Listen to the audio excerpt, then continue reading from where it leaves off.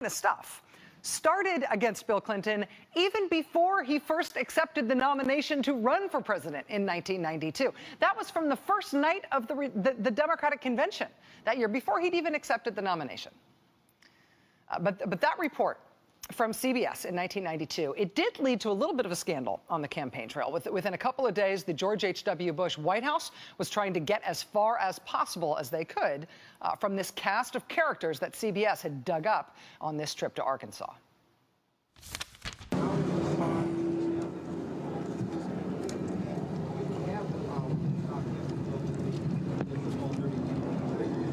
Well, the problem is we don't have the power.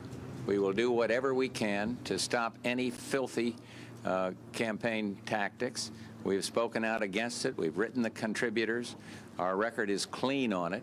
And for anyone to suggest differently is insidious. But we will do everything we can within the law to see that this man does not use my name in raising funds for these nefarious purposes. These nefarious purposes, these dirty tricks, stalking this grieving family.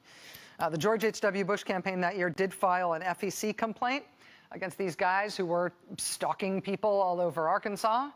President Bush denounced them for what he called their filthy campaign tactics. He said at another point that they were the lowest form of life.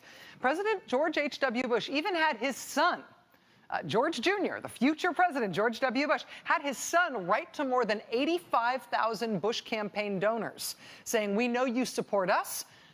Please do not give these other creeps any money. They may say they are working for us. They may say they are working on our behalf. They are not. Do not support them." But for all that denunciation, for all of the nationwide, even high-level Republican revulsion at the kind of tactics that these guys were using to try to come up with something about Bill Clinton in Arkansas, turns out that kind of condemnation is not necessarily a bad thing in politics. For a certain type of Republican politics, everybody up to and including the Republican president of the United States denouncing you as revolting and the lowest form of life, for a certain level of political operative, that's kind of a nice way to get started. Notoriety isn't necessarily a bad form of publicity. Could be a good way to make a name for yourself.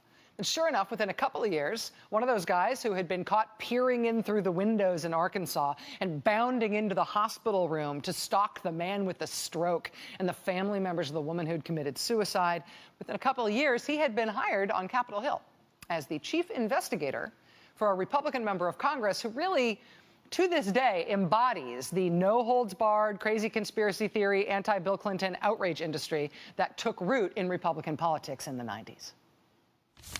We, at my house, with a homicide detective, tried to recreate a head and fired a 38 4-inch barrel into that to see if the sound could be heard from 100 yards away, even though there was an earth mover moving around in the background making all kinds of racket, and you could hear the bullet clearly.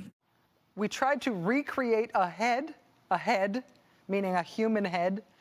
That was Dan Burton, Republican congressman of Indiana, who built and then shot a fake head in his backyard as part of his crusade to prove that Bill and Hillary Clinton weren't just bad people with whom he disagreed, they were murderers. They were murderers. They had murdered the deputy White House counsel, a man named Vince Foster. Dan Burton, during the Clinton administration, ran a committee called the House Government Reform and Oversight Committee. He turned it into a one-man subpoena machine to try to nail Bill and Hillary Clinton on something. It's got to be something, anything.